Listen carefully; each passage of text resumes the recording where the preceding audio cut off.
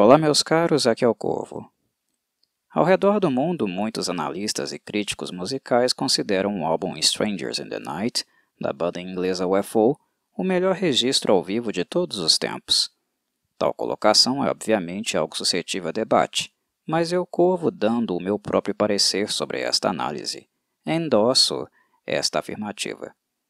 No que diz respeito à música sendo tocada totalmente ao vivo e gravada deste modo, eu não creio que haja um álbum tão emblemático em termos de pureza e integridade quanto Strangers in the Night.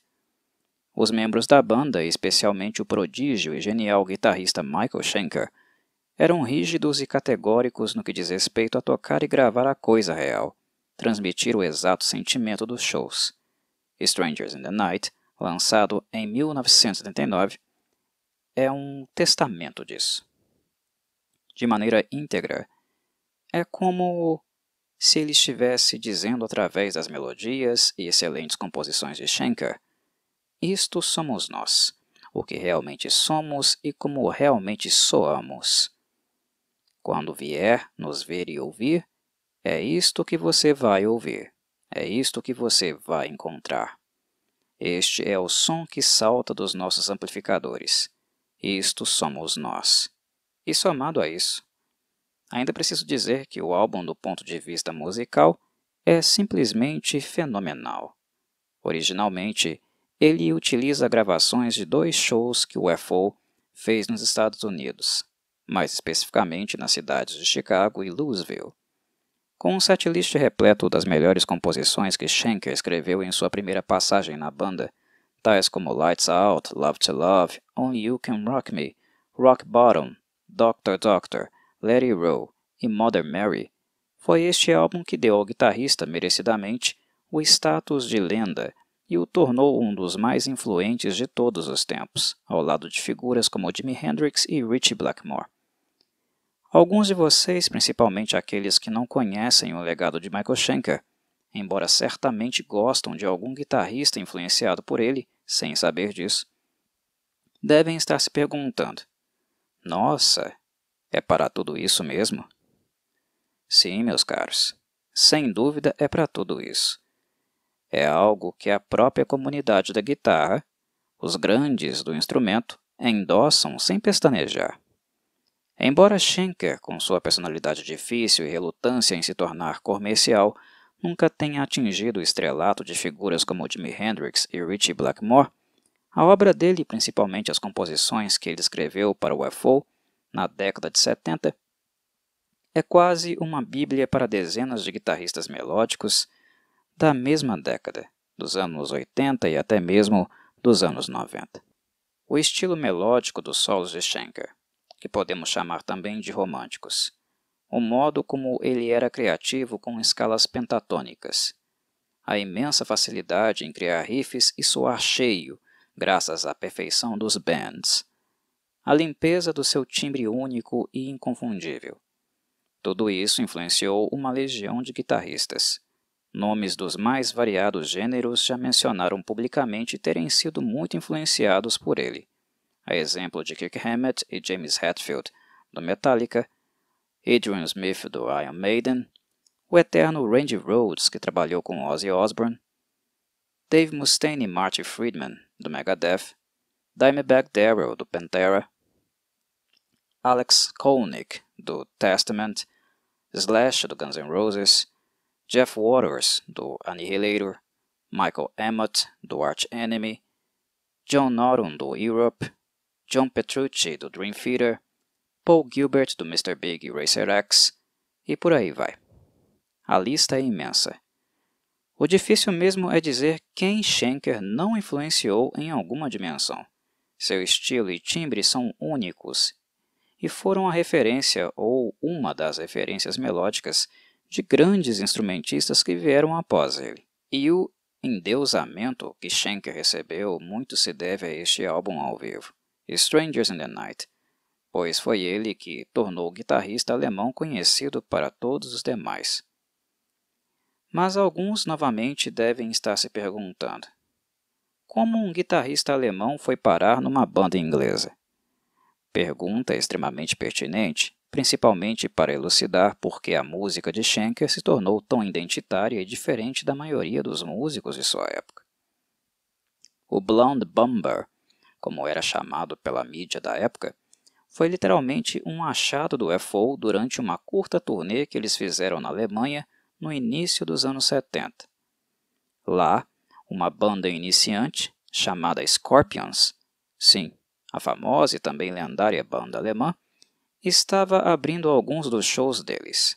Na época, o Scorpions já tinha gravado seu primeiro álbum, o psicodélico Lonesome Crow, de 1972. Michael Schenker era o guitarrista solo.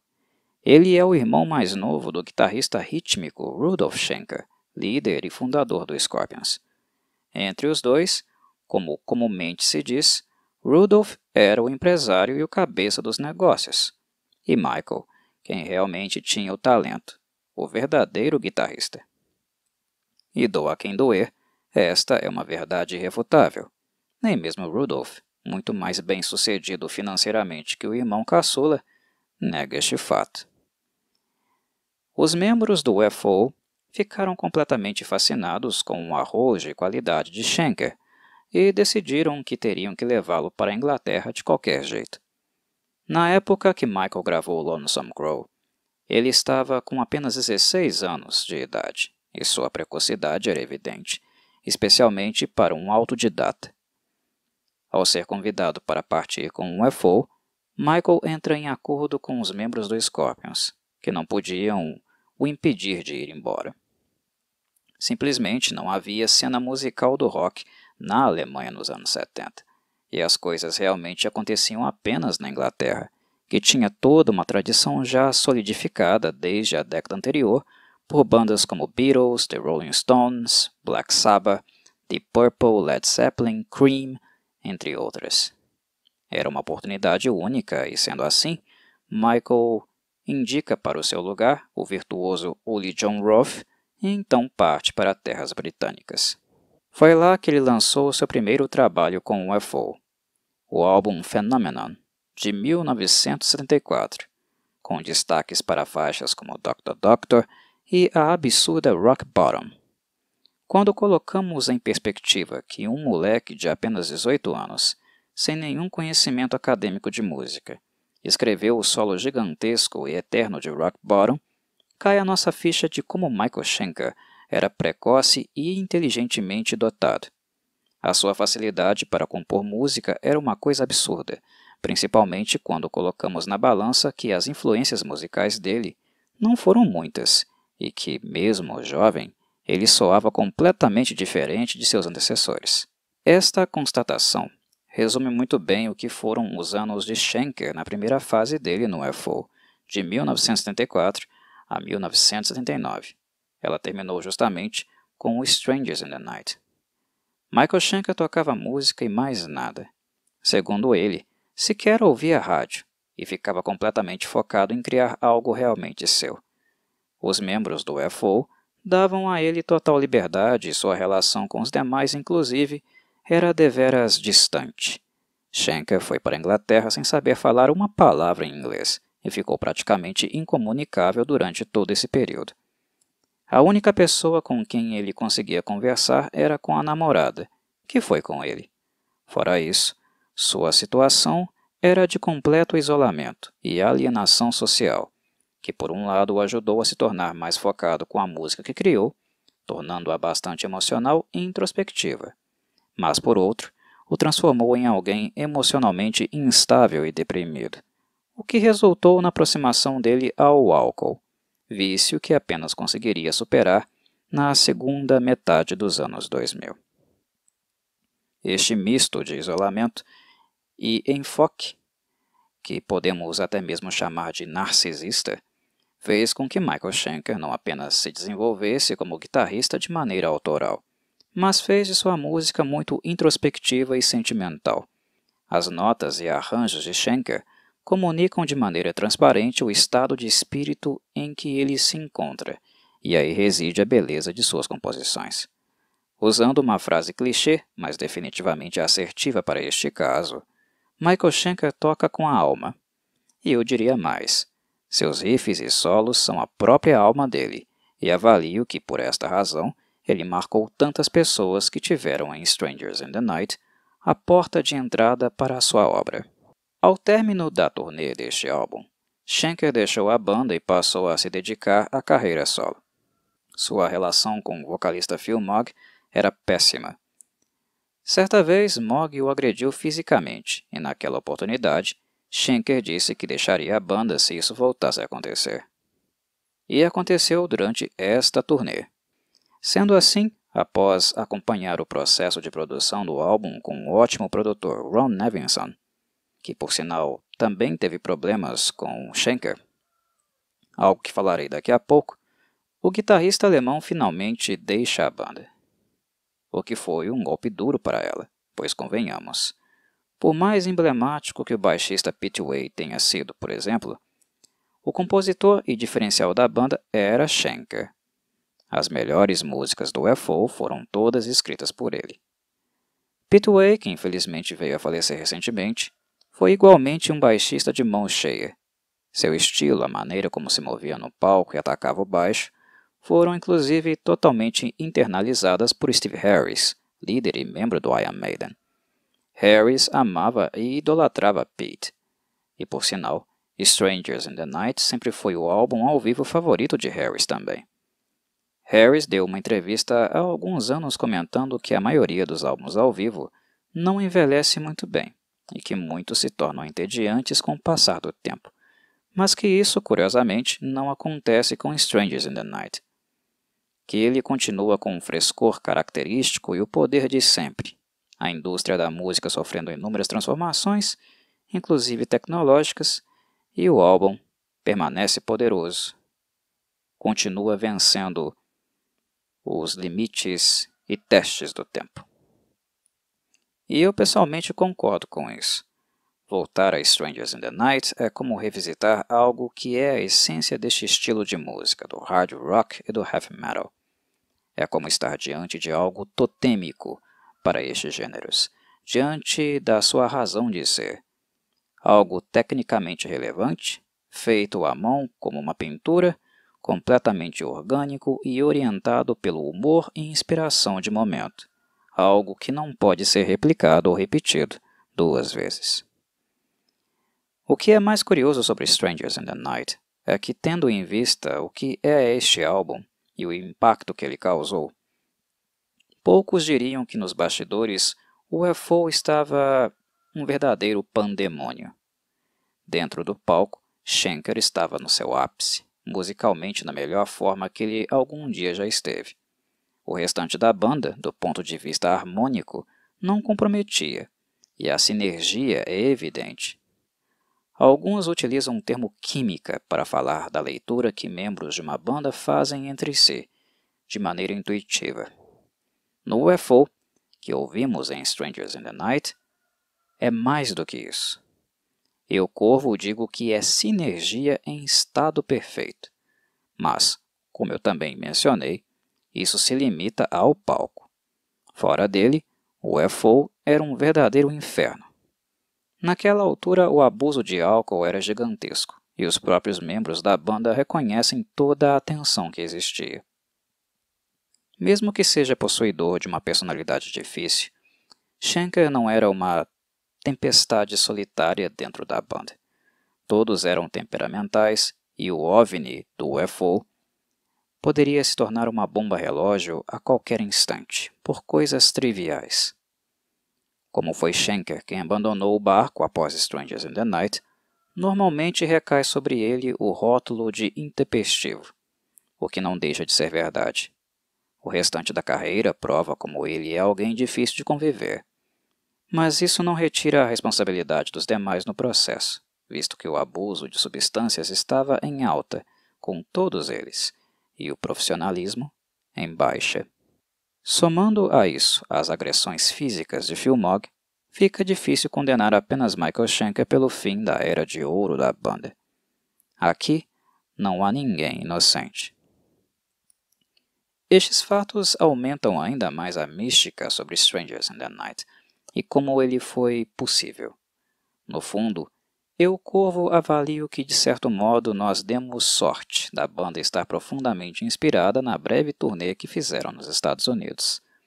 As gravações foram feitas num caminhão externo aos locais dos shows, onde Ron Nevison fez toda a captação de som, auxiliado pelo ainda jovem Mike Klink, que mais tarde se tornaria também um excelente produtor. E tudo simplesmente convergiu para noites impecáveis, na loteria e roleta russa que era o UFO. Michael Schenker nunca negou os problemas externos da banda, mas sempre disse que, em cima do palco, ele se garantia, independente do que fazia fora dele. Pelo que vemos aqui, isso se confirma, o que pode ser dito também dos demais membros da banda. Mas outra curiosidade que eu ainda preciso compartilhar, e que reforça o verdadeiro milagre que é Strangers in the Night, é o fato de Schenker, desde sempre, morrer de medo dos palcos. É isso mesmo. Ele desenvolveu fobia de estar sobre ele. Não se sentia confortável, algo que provavelmente teve início nos anos de isolamento, alcoolismo e episódios depressivos que enfrentou. Na época em que os shows da turnê do álbum foram gravados, Schenker estava usando o mesmo antidepressivo que matou o eterno baterista do The Who, Keith Moon, alguns meses mais tarde. Felizmente, Schenker parou de tomá-los após sair do UFO, pois a mistura com o álcool inevitavelmente o levaria para o mesmo caminho. Talvez a morte de Keith Moon também tenha feito com que Schenker ficasse com medo. Quanto à sua fobia, foi apenas recentemente que ele afirma ter se sentido mais à vontade novamente em cima do palco, embora ele nunca tenha parado de tocar ao vivo em mais de 50 anos de carreira, mesmo com a fobia. Finalizando, vamos então ao entrevero entre Schenker e o produtor Ron Nevison. Alguns afirmam que ele foi o catalisador para Schenker definitivamente abandonar a banda. Mas não, isso é negado por ele. Normalmente ele acredita mais a sua saída às tensões com o vocalista Phil Mogg e o relacionamento que estava desgastado. Mas vamos lá, sobre Schenker e Ron Nevison. Quando qualquer pessoa comenta com um guitarrista sobre Strangers in the Night, Schenker costuma dizer: escute o álbum. Tem alguns erros no solo de Rock Bottom, e eu odeio erros. Ele nunca ficou realmente satisfeito com a versão desta música em específico, muito provavelmente por ela ser o seu cartão de visitas, aquela que mostra sua habilidade como músico e criatividade como compositor. O que é algo completamente maluco, sendo bem honesto. Para ouvidos treinados, ouvimos os pequenos erros. Mas e o resto? A improvisação de Schenker é lendária neste solo, de qualidade inquestionável, o que aparentemente ele não leva em consideração. Quando ouviu o resultado final, foi reclamar com o produtor, pedindo a ele para escolher outra versão ou deixá-lo tocar o solo novamente. Michael Schenker, meus caros, é um perfeccionista. E isto certamente ajudou a ele ter o status de lenda da guitarra que ele adquiriu. Mas, em alguns momentos, esta obsessão claramente fica acima do tom. Ron Nevison se negou a alterar a gravação, optou por sua integridade e manteve tudo ao vivo. Como justificativa, a resposta dele foi que Schenker, quando ouviu a faixa, só escutou Schenker. E ele, como produtor, tinha a função de ouvir a banda como um todo. Para ele, como banda, esta versão de Rock Bottom, gravada em Strangers in the Night, é a que melhor retrata o trabalho coletivo. Ron Nevison acertou em cheio. Por mais genial que seja, Schenker sempre foi problemático e muito difícil de trabalhar conjuntamente. É algo inegável. E se levarmos em consideração que ele mal falava inglês nos seus anos de UFO e que foi alienado pelo restante da banda, isso certamente contribuiu para tornar isso ainda mais problemático. Ele é um gênio, mas, como a maioria deles, é também excêntrico e habita apenas na sua própria frequência mental, na sua própria bolha. Como produtor, avalio que Nevison fez o correto. Strangers in the Night apenas se tornou este álbum histórico e fenomenal graças ao talento e perfeccionismo de Schenker, mas isso não seria possível também sem a sensatez do produtor musical, que afinal foi contratado para isso, para ser sensato e tomar as decisões mais difíceis, aquelas que talvez os músicos não estivessem preparados ou não tinham maturidade suficiente para tomar. E mesmo com os pequenos e quase imperceptíveis errinhos que Schenker não suporta naquele longo solo de guitarra, a riqueza da improvisação os tornou completamente irrelevantes. É um solo mágico, sensacional. E o tempo, que sempre dá razão para algum lado, provou que o produtor estava correto em manter ele do jeitinho que estava. Fico por aqui, meus caros. Espero que tenham apreciado mais um tópico musical. Saudações, Corvides!